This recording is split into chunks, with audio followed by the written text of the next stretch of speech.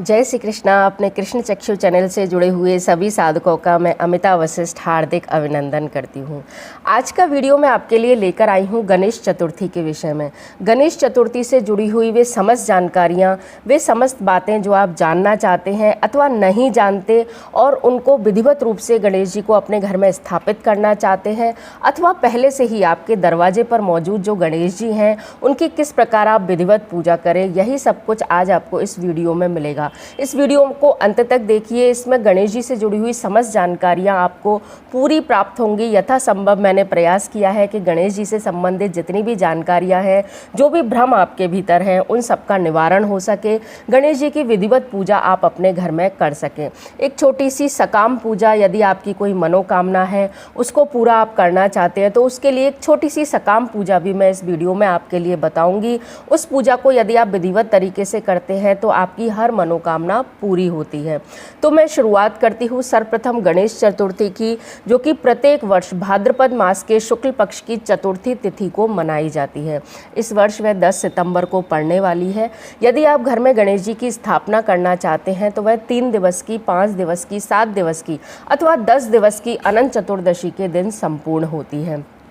प्रतिमा हमें कैसी लानी है, जैसा कि हम सभी जानते हैं, पहले लोग बाजार से खरीदकर प्रतिमा नहीं लाते थे, स्वयं ही अपने हाथों से पवित्र मिट्टी से गणेश जी की प्रतिमा बनाते थे।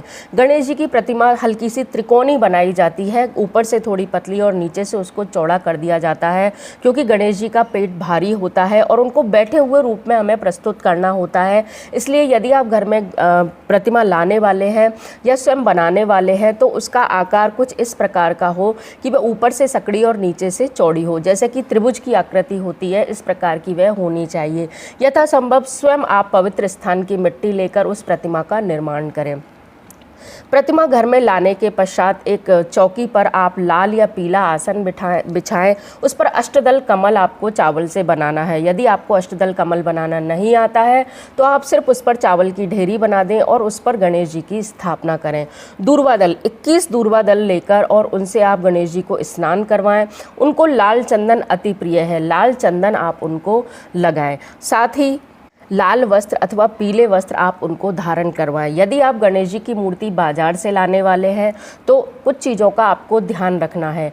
पहली बात, वह मूर्ति पूरी तरह से प्राकृतिक होनी चाहिए, जो कि जल में जाने के पश्चात जल में वह पूरी तरह से विलीन हो जाए, जल में जाकर वह नष्ट हो जाए जब आप उसे विसर्जित करें। बैठी हुई मूर्ति सदैव आपको लानी है, खड़े हुए गणेश जी की मूर्ति नहीं लाई जाती है।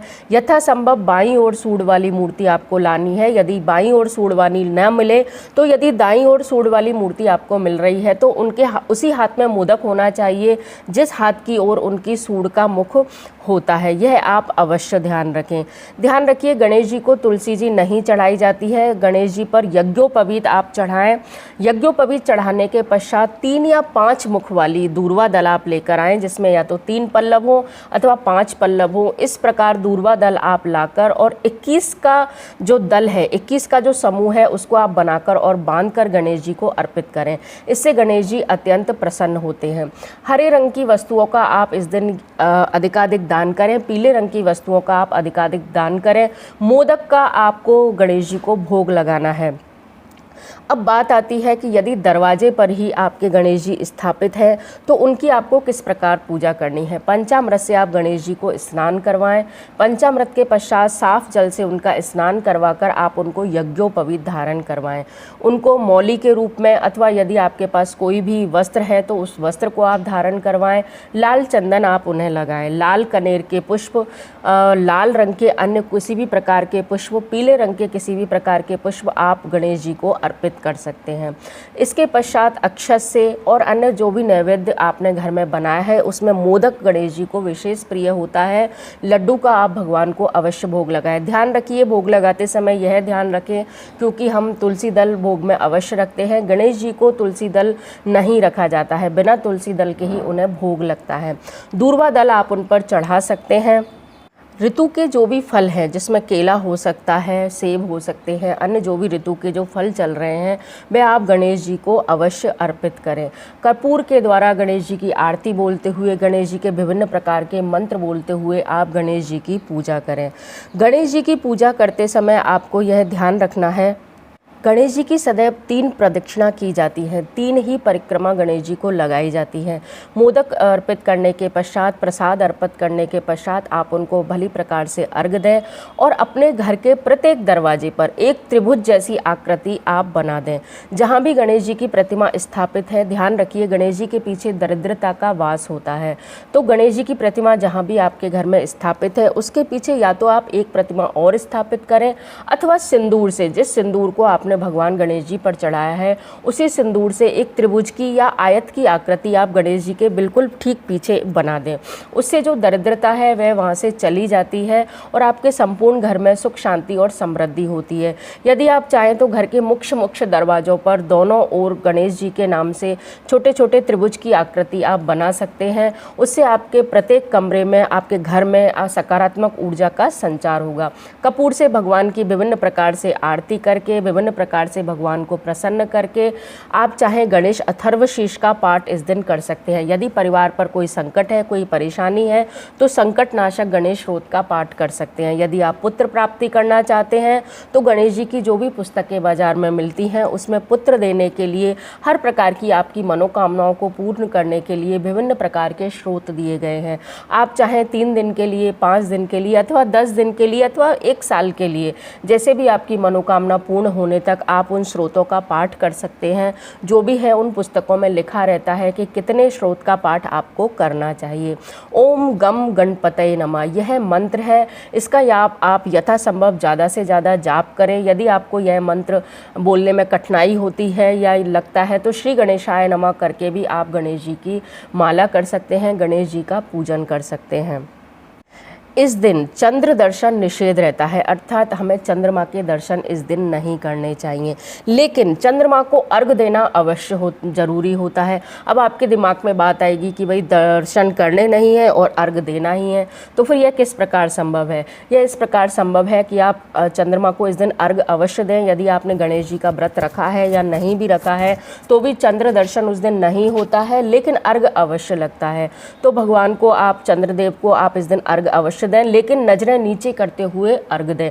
यदि भूलवश आपकी नज़र चंद्रमा पर पड़ जाती है तो आप माफ़ी मांगे। साथ ही इस तरह का एक लोक प्रचलित व्यवहार भी है कि नीचे से एक पत्थर उठाकर और तेज़ी से उसको फेंक दें, चंद्रमा की ओर देखते हुए उसको ज़मीन पर आप फेंक दें, तो उससे भी आपको चंद्र दर्शन के द्वारा लगने वाला जो कलंक, जैसा बताते हैं कि जो चंद्र दर्शन इस दिन कर लेता है उसको झूठा कलंक समाज की ओर से लगता है।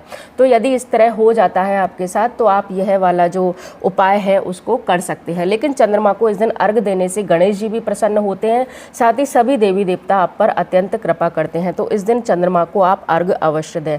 आपकी कोई भी मनोकामना यदि है तो उसके लिए एक छोटा सा उपाय मैं आपके लिए बताने वाली हूँ, जो कि गणेश चतुर्थी के दिन से प्रारंभ होता है और अनंत चतुर्दशी तक किया जाता है। इसके लिए आपको बाजार से एक भोजपत्र लाना होगा, जो कि बाजार में आसानी से मिल जाता है। भोजपत्र को आप लेकर आएँ।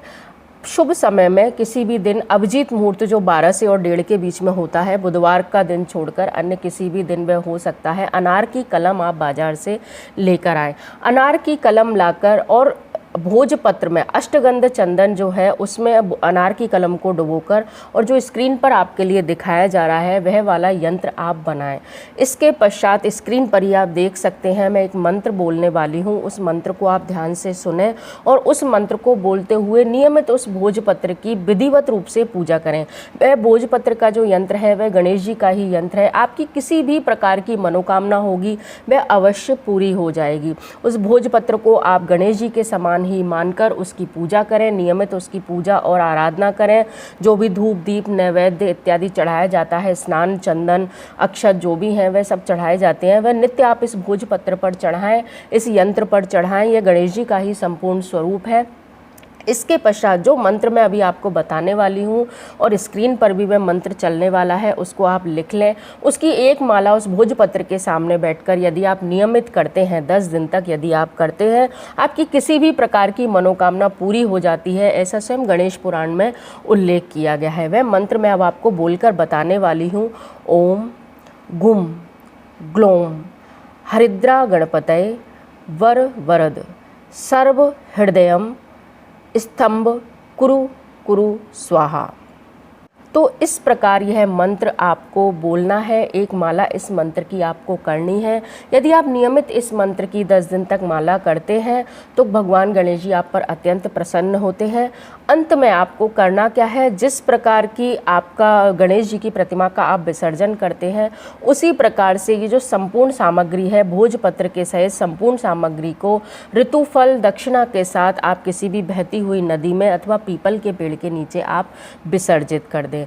यह बहुत ही अचूक उपाय है जो आपकी समस्त मनोकामनाओं को पूरा कर सकता है। इस दिन गणेश चतुर्थी के दिन दान हमें क्या क्या करना चाहिए। गणेश चतुर्थी के दिन हमें तिल का दान, नींबू का दान, केले का दान, अन्य ऋतु फलों का दान, अनार का दान, छोटी छोटी कन्याओं को यदि आप हरी चूड़ियाँ, हरे वस्त्रों का दान कर सकें, 2 रंग के कंबल, यदि आपका केतु खराब है तो 2 रंग के वस्त्र अथवा 2 रंग का कंबल का यदि आप दान करते हैं तो यह आपके लिए बहुत ही शुभ रहता है।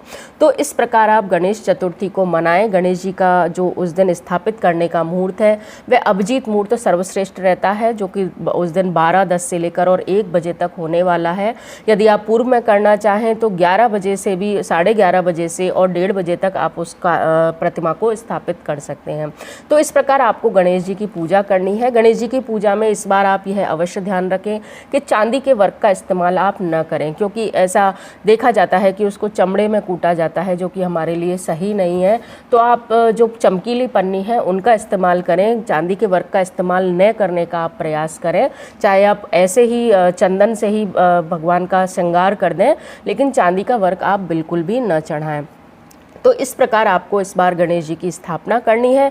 गणेश जी को आप अपने घर में लाएं अथवा पहले से रखी हुई मूर्ति को आप अच्छे से स्नान कराएं। जो भी विधि मैंने बताई है उस प्रकार से आप स्नान कराएं और भगवान से रिद्धि सिद्धि शुभ लाभ की आप कामना करें। गणेश जी की आरती है, गणेश जी की चालीसा है, उसका गान आप कर सकते हैं।